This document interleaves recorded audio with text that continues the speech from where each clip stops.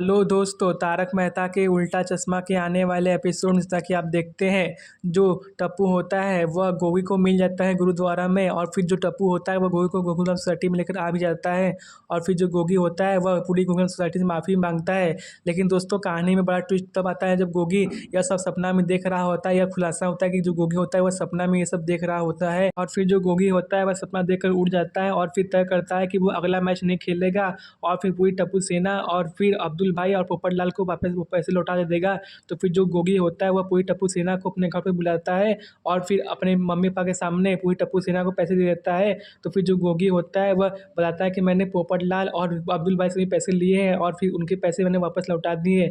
तो फिर जो सोडी होता है वो पूछता है कि तुमने पैसे सबसे वापस क्यों लिए, और फिर तुमने पैसे लिए क्यों थे।